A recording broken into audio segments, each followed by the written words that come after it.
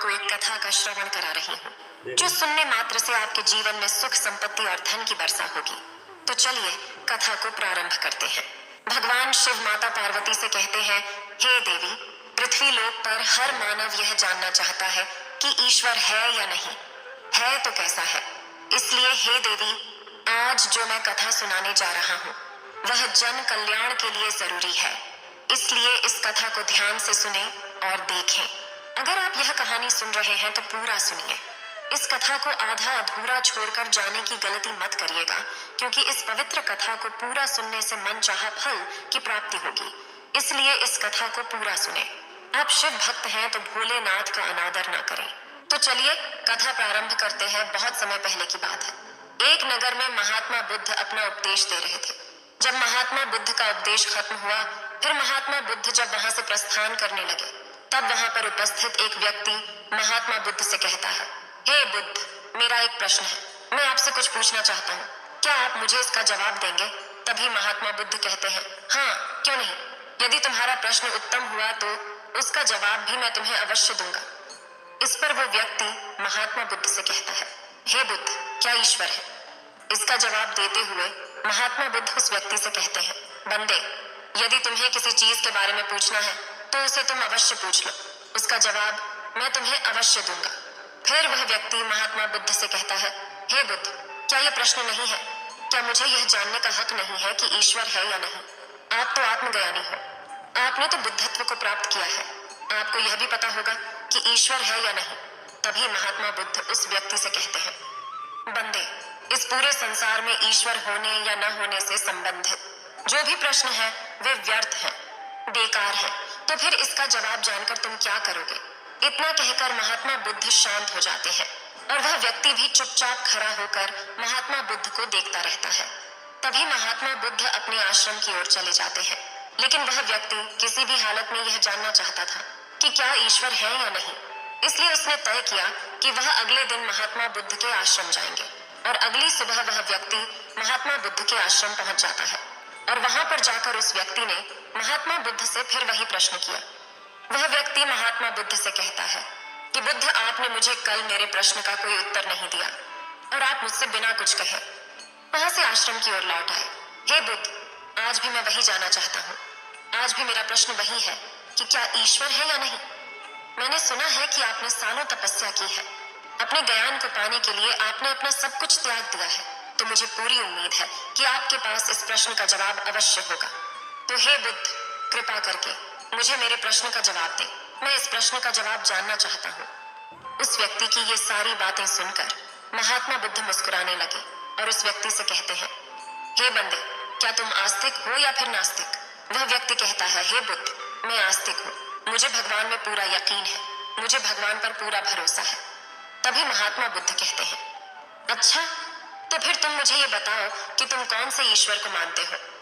इसका जवाब देते हुए वह व्यक्ति महात्मा बुद्ध से कहता है, हे बुद्ध, मैं अपने कुल देवता को मानता हूँ, जिसकी पूजा मेरे दादा दादी, मेरे माता पिता और मेरी पीढ़ियां सदियों से करती चली आ रही हैं। मैं उन्हीं ईश्वर को मानता हूँ, उन पर यकीन करता हूँ। तभी महात्मा बुद्ध कहते हैं, तो क्या तुम्हें तुम्हारे माता पिता ने ईश्वर के बारे में नहीं बताया। फिर वह व्यक्ति महात्मा बुद्ध से कहता है, हे बुद्ध, मेरे माता पिता ने ईश्वर के बारे में मुझे बताया है, इसीलिए तो मैं उन पर यकीन करता हूँ, उन पर विश्वास करता हूँ। और मैंने कई सारे महात्माओं, कई सारे ज्ञानियों, कई सारे विद्वानों, कई सारे साधुओं से इस विषय में चर्चा भी की है और उन सभी का कहना एक ही है कि भगवान ने इस सृष्टि का निर्माण किया है और इस सृष्टि में जो कुछ भी उपलब्ध है वे सभी उन्हीं की देन है। फिर महात्मा बुद्ध उस व्यक्ति से कहते हैं, बंदे, तो क्या तुम्हें उन्होंने यह नहीं बताया कि वे कौन से ईश्वर को मानते हैं और क्या वे सभी लोग केवल एक ईश्वर को मानते हैं। इसका जवाब देते हुए वह व्यक्ति महात्मा बुद्ध से कहता है, हे बुद्ध, मैं जितने लोगों से भी मिला हूँ सभी ने मुझे अलग अलग ईश्वर की व्याख्याएं दी हैं और वह उन्हें अपने ढंग से पूजते हैं, अपने ढंग से प्रार्थना करते हैं। इसलिए मैं ईश्वर के बारे में और अत्यधिक जानना चाहता हूँ, उन्हें पहचानना चाहता हूँ। तभी महात्मा बुद्ध उस व्यक्ति से कहते हैं, बंदे, क्या तुम्हें ईश्वर में पूर्ण विश्वास है और क्या तुम पूरी तरह से आस्तिक हो। इसका जवाब देते हुए वह व्यक्ति महात्मा बुद्ध से कहता है, हे बुद्ध, मुझे ईश्वर पर पूर्ण विश्वास है, इसलिए तो मैं उनकी पूजा करता हूँ, आराधना करता हूँ। फिर महात्मा बुद्ध उस व्यक्ति से कहते हैं, बंदे, जब तुम्हें ईश्वर पर पूर्ण विश्वास है और जब तुम उसे पूरे दिल से मानते भी हो, उसकी पूजा करते हो, आराधना करते हो, तो फिर तुम मेरे पास क्या जानने आए हो? फिर वह व्यक्ति महात्मा बुद्ध से कहता है, हे बुद्ध, मैंने आज तक कई सारे विद्वानों, साधुओं, ज्ञानियों और महात्माओं से ईश्वर के बारे में चर्चा की है और सभी का कहना बस एक ही था कि ईश्वर है और उन्होंने ही यह सृष्टि बनाई है।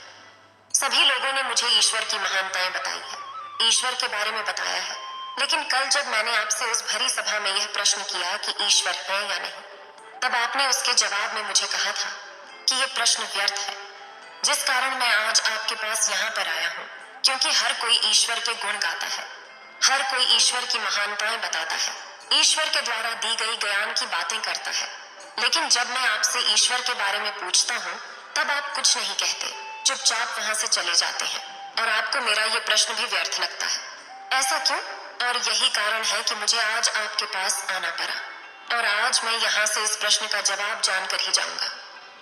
ये बात सुनकर महात्मा बुद्ध मुस्कुराए और फिर उस व्यक्ति से कहते हैं, जिस प्रकार तुमने ये प्रश्न कई साधुओं, ज्ञानियों, महात्माओं और विद्वानों से किया होगा और जैसा कि उन्होंने तुम्हें ईश्वर की व्याख्या दी होगी, तुमने उसी तरह अपने मन में ईश्वर का निर्माण किया होगा, क्योंकि जो जवाब तुम्हें उन ज्ञानियों ने दिए हैं, ठीक उसी प्रकार तुम उस ईश्वर को जानने लगे हो, उसके बारे में समझने लगे हो।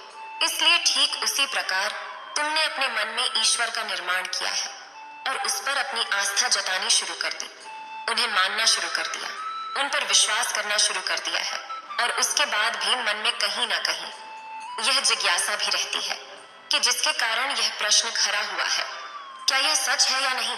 और हम लगातार इसी प्रश्न का जवाब जानने में अपना पूरा जीवन इसी तरह से निकाल देते हैं और बिता देते हैं, लेकिन हमें इस प्रश्न का जवाब कभी नहीं मिलता। और दूसरी तरफ हम अपने आप को आस्तिक भी कहते हैं, ताकि हमारे मन में जो डर है कि यदि हमने अपने आप को आस्तिक नहीं कहा, तो हो सकता है कि हमारा ईश्वर, हमारा भगवान हमसे नाराज हो जाएगा, हमसे रुष्ट हो जाएगा, और यदि ऐसा हुआ तो हमारे जीवन में भूचाल आ जाएगा, हमारे जीवन में दुख और तकलीफों का पहाड़ टूट पड़ेगा और हमारा पूरा जीवन अस्त व्यस्त हो जाएगा। इसी प्रकार तुम भी आज मेरे पास ये प्रश्न लेकर आए हो, क्योंकि तुम्हारे मन में भी यह संदेह है कि ईश्वर है या नहीं, और इस संदेह को तुम अपने मन से निकालना चाहते हो, खत्म कर देना चाहते हो। लेकिन वास्तविकता तो यही है कि तुम कितने भी ज्ञानी साधुओं, महात्माओं, विद्वानों के पास चले जाओ और जब उनसे तुम ये प्रश्न करोगे कि ईश्वर है या नहीं, तो कहेंगे ये प्रश्न पूरी तरह से व्यर्थ है, इसका उत्तर भी पूरी तरह से व्यर्थ है, जब तक कि तुम खुद इस बात को ना जान लो कि ईश्वर है या नहीं, क्योंकि केवल तुम्हारे मानने से तुम्हारे मन में हमेशा एक संदेह रहेगा, तुम हमेशा एक शंका में रहोगे कि सच में ईश्वर है या नहीं, और तुम अपना संपूर्ण जीवन इसी में बिता दोगे और तुम्हारा पूरा जीवन इसी तरह से व्यर्थ हो जाएगा और तुम यहाँ वहाँ केवल लोगों से यही पूछते रहोगे कि ईश्वर है या नहीं, लेकिन उसके बाद भी तुम्हारे मन का यह संदेह कभी नहीं मिटेगा और तुम अपने जीवन में इसी तरह से इस प्रश्न का जवाब ढूंढते रह जाओगे। लेकिन इससे अच्छा यह है कि तुम खुद आओ और यह जानो कि ईश्वर है या नहीं। मैं तुम्हें वह रास्ता दिखा सकता हूँ जो सत्य की ओर जाता है, और सत्य का रास्ता तुम्हें वास्तविकता दिखा सकता है, और सत्य का रास्ता तुम्हें ज्ञान की ओर ले जाता है, और ये ज्ञान का रास्ता ऐसा है जहाँ पर केवल वास्तविकता दिखाई पड़ती है, केवल वास्तविकता को जाना जाता है, उसे माना नहीं जाता।